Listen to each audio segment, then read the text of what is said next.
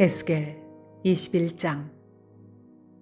또 여호와의 말씀이 내게 임하여 이르시되, 인자야, 너는 얼굴을 예루살렘으로 향하며 성소를 향하여 소리내어 이스라엘 땅에게 예언하라.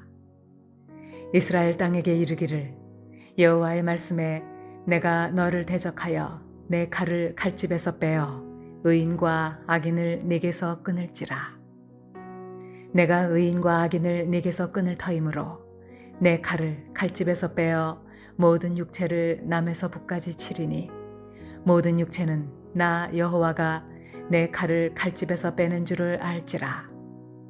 칼이 다시 꽂히지 아니하리라 하셨다 하라. 인자야, 탄식하되 너는 허리가 끊어지듯 탄식하라. 그들의 목전에서 슬피 탄식하라.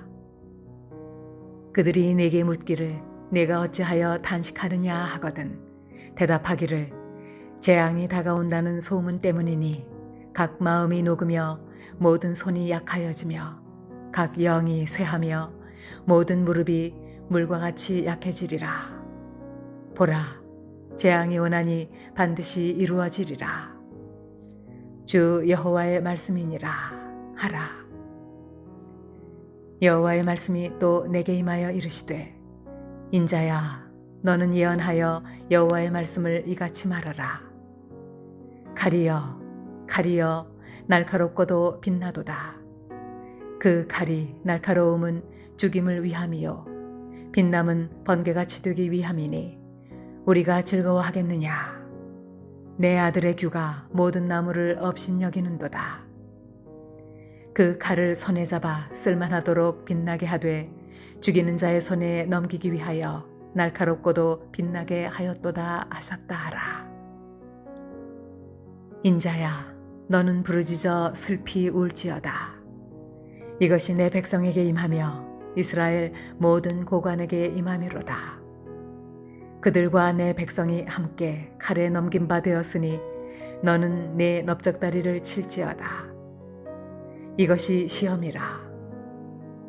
만일 업신여기는 규가 없어지면 어찌할까? 주 여호와의 말씀이니라. 그러므로 인자야, 너는 예언하며 손뼉을 쳐서 칼로 두세 번 거듭 쓰이게 하라. 이 칼은 죽이는 칼이라. 사람들을 둘러싸고 죽이는 큰 칼이로다. 내가 그들이 낙담하여 많이 엎드러지게 하려고 그 모든 성문을 향하여 번쩍번쩍하는 칼을 세워놓았도다. 오호라, 그 칼이 번개 같고 죽이기 위하여 날카로웠도다. 칼아 모이라, 오른쪽을 치라. 대열을 맞추라. 왼쪽을 치라. 향한 대로 가라. 나도 내 손뼉을 치며 내 분노를 다 풀리로다. 나 여호와가 말하였노라. 여호와의 말씀이 내게 임하여 이르시되, 인자야, 너는 바벨론 왕의 칼이 올 두 길을 한 땅에서 나오도록 그리되 곧 성으로 들어가는 길 어귀에다가 길이 나뉘는 지시표를 하여 칼이 암몬 족속의 라빠에 이르는 길과 유다의 견고한 성 예루살렘에 이르는 길을 그리라. 바벨론 왕이 갈렛길 곧 두 길 어귀에 서서 점을 치되 화살들을 흔들어 우상에게 묻고 희생 제물의 간을 살펴서 오른손에 예루살렘으로 갈 점괘를 얻었으므로 공성퇴를 설치하며 입을 벌리고 죽이며 소리를 높여 외치며 성문을 향하여 공성퇴를 설치하고 토성을 쌓고 사다리를 세우게 되었나니, 전에 그들에게 맹약한 자들은 그것을 거짓 점괘로 여길 것이나 바벨론 왕은 그 죄악을 기억하고 그 무리를 잡으리라. 그러므로 주 여호와께서 이같이 말씀하셨느니라. 너희의 악이 기억을 되살리며 너희의 허물이 드러나며 너희 모든 행위의 죄가 나타났도다. 너희가 기억한 바 되었은즉 그 손에 잡히리라. 너 극악하여 중상을 당할 이스라엘 왕아, 내 날이 이르렀나니 곧 죄악의 마지막 때이니라. 주 여호와께서 이같이 말씀하셨느니라. 관을 제거하며 왕관을 벗길지라. 그대로 두지 못하리니 낮은 자를 높이고 높은 자를 낮출 것이니라. 내가 엎드러뜨리려니와 이것도 다시 잊지 못하리라. 마땅히 얻을 자가 이르면 그에게 주리라. 인자야, 너는 주 여호와께서 암몬 족속과 그의 능욕에 대하여 이같이 말씀하셨다고 예언하라. 너는 이르기를 칼이 뽑히도다, 칼이 뽑히도다. 죽이며 멸절하며 번개같이 되기 위하여 빛났도다. 내게 대하여 허무한 것을 보며 내게 대하여 거짓 복수를 하는 자가 너를 중상당한 악인의 목 위에 두리니 이는 그의 날 곧 죄악의 마지막 때가 이름이로다. 그러나 칼을 그 칼집에 꽂을지어다. 내가 지음을 받은 곳에서 내가 출생한 땅에서 내가 너를 심판하리로다. 내가 내 분노를 네게 쏟으며 내 진노의 불을 네게 내뿜고 너를 짐승 같은 자 곧 멸하기에 익숙한 자의 손에 넘기리로다. 네가 불의 섭과 같이 될 것이며 내 피가 나라 가운데에 있을 것이며 내가 다시 기억되지 못할 것이니 나 여호와가 말하였음이라 하라.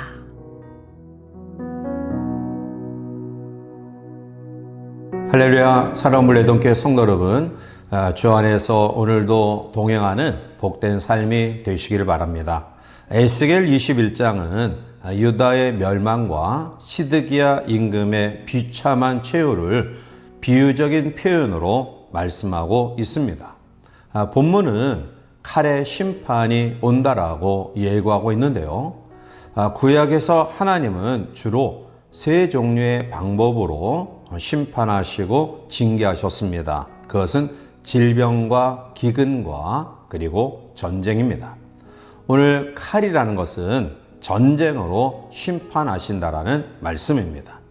이스라엘 백성을 바벨론을 통해 전쟁을 일으키게 하시고 그 바벨론의 칼을 통해 심판하신다라는 말씀입니다. 자, 그러면 오늘 하나님의 칼로 상징되어지는 그 심판에 대해서 같이 한번 살펴보며 또 함께 은혜를 나누고자 하는데요. 먼저 심판의 대상이 누구입니까? 본문 3절에 이스라엘 땅에게 이르기를 여호와의 말씀에 내가 너를 대적하여 내 칼을 칼집에서 빼어 의인과 악인을 내게서 끊을지라 라고 말합니다. 예루살렘을 치는데 예루살렘을 칠 때에 의인과 악인을 함께 치신다라고 말씀합니다. 즉 모든 사람에게 하나님의 징계 심판이 임한다라는 말씀입니다. 물론 어느 사회든지 악 때문에 심판이 내려집니다. 그러나 우리가 더 근본적으로 묵상해 보면 결국은 의인이 없기 때문에 심판당한 것이라고 생각할 수 있습니다. 과거 소돔과 고모라 성이 불과 유황으로 심판받을 때 결국 궁극적으로는 의인 10명이 없어서 소돔과 고모라 성이 심판을 받은 것입니다. 어느 사회든지 악인도 존재하고 의인도 존재합니다. 중요한 것은 의인의 숫자가 너무 미비할 때에 결국 그 영향력은 쇠퇴되어지고 반대로 악의 영향력이 더 커져서 결국은 악인이 이기게 되고 그 사회는 망하게 되는 것입니다. 따라서 악인이 많다라고 욕하기 이전에 우리가 의인의 반열에 세워져서 우리의 주어진 공동체를 하나님의 심판으로부터 모면하는 아름다운 역할을 감당해야 될 줄 믿습니다.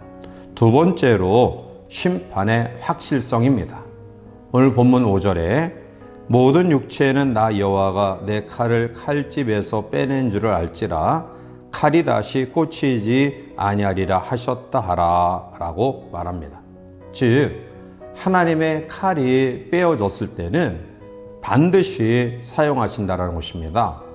하나님의 심판이 반드시 임함을 우리에게 말씀하고 있는 것입니다. 또한 본문 9절에도 인자야 너는 예언하여 여호와의 말씀을 이같이 말하라. 칼이여 날카롭고도 빛나도다 라고 말합니다. 즉 예루살렘 하늘에 칼날이 날카롭게 빛나고 있음을 이야기하죠. 이것은 아주 심각한 메시지입니다. 서슬퍼런 칼날이 바로 유대 백성들 위에 있다라는 것입니다. 다급한 심판을 이야기하는데, 그런데 여전히 이스라엘 백성들은 춤추고 놀고 술을 먹고 웃고 있습니다. 본문 10절에 그 칼이 날카로움은 죽임을 위하며 빛남은 번개같이 되기 위함이니 우리가 즐거워하겠느냐. 내 아들의 규가 모든 나무를 업신 여기는도다 라고 말합니다. 이것은 바벨론 왕이 칼을 가지고 와서 시드기야의 규, 즉 왕권을 막대기같이 유린한다라는 말씀입니다. 이와 같이 적군의 칼날이 목에 가까이 다가와 왔음에도 불구하고 그들은 여전히 춤을 추고 놀고 웃고 즐거워하고 있습니다.